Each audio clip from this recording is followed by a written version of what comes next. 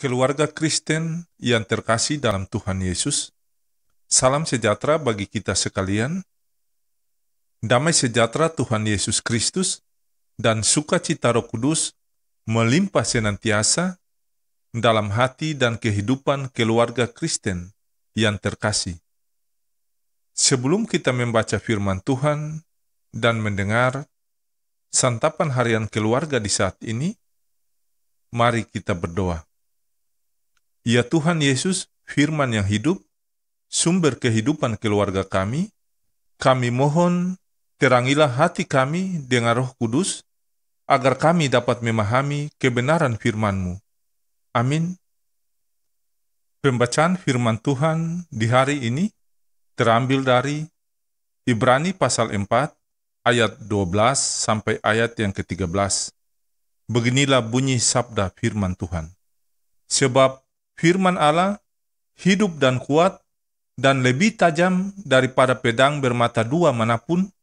Ia menusuk amat dalam sampai memisahkan jiwa dan roh, sendi-sendi dan sumsum.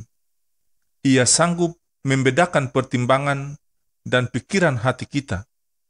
Dan tidak ada suatu makhluk pun yang tersembunyi di hadapannya, sebab segala sesuatu telanjang dan terbuka di depan mata Dia, yang kepadanya kita harus memberikan pertanggungan jawab. Demikianlah sabda firman Tuhan di saat ini. Berbahagialah keluarga Kristen yang mendengarkan firman Tuhan dan menaatinya. Amin. Keluarga Kristen yang diberkati dan dikasihi oleh Tuhan Yesus, santapan harian keluarga di hari ini berjudul Tidak ada yang tersembunyi di hadapan Tuhan. Keluarga Kristen yang diberkati Tuhan, Allah itu Maha Kuasa dan Ia mengetahui segala sesuatu yang terjadi di alam semesta. Karena itu, tidak ada apapun dan siapapun yang bisa menyembunyikan diri di hadapan Allah. Mungkin kita bisa menyembunyikan diri kepada sesama yang lain, tetapi kepada Allah tidak mungkin, sebab Allah mengetahui sampai pada ke dalam hati dan pikiran kita. Keyakinan iman yang demikian membuat kita selalu berusaha untuk menjaga diri dan melakukan apa yang baik dan benar di hadapan Allah dan sesama manusia. Kita tidak membutuhkan orang lain dan kekuatan hukum sebagai sarana untuk membuat kita takut melakukan kejahatan apapun. Sebab kita percaya bahwa apapun yang kita lakukan diketahui oleh Allah. Oleh karena itu, keluarga Kristen, lambat atau cepat, kita akan mempertanggungjawabkan semua perbuatan kita kepada Allah. Apakah itu melalui orang lain, termasuk pemerintah yang Tuhan pakai untuk menjaga dan mengawasi perbuatan jahat manusia, atau melalui cara lain yang kemudian membuat kita sadar bahwa kita tidak bisa menyembunyikan perbuatan kita yang jahat di hadapan Allah. Kita tidak hanya mempertanggungjawabkan perbuatan kita kepada Tuhan semasa hidup di dunia ini, sebab pada waktunya Tuhan juga akan meminta pertanggungjawaban ketika hidup kita berakhir di dunia ini dan menghadap Sang Pencipta.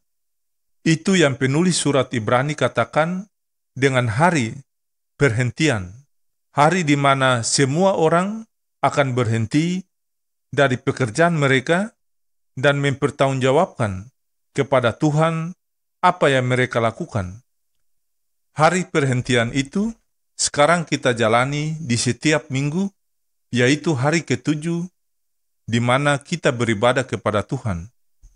Hari di mana setiap orang tidak hanya datang di hadapan Allah untuk bersyukur dan memuliakan Allah atas anugerah kehidupan yang dialaminya, tetapi juga mempertanggungjawabkan apa yang ia lakukan kepada Allah.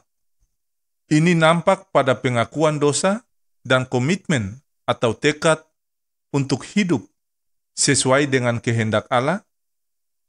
Apa yang kita lakukan pada hari ke-7 sebagai hari perhentian menunjuk pada hari perhentian yang akan datang. Hari di mana setiap orang akan datang kepada Allah untuk mempertanggungjawabkan perbuatannya selama dia hidup. Ya Tuhan, ajarlah kami untuk selalu melakukan apa yang baik, seturut kehendak-Mu. Kasih karunia Tuhan Yesus Kristus, dan kasih Allah, dan persekutuan Roh Kudus, menyertai Bapak, Ibu, dan anak-anak sekalian. Amin.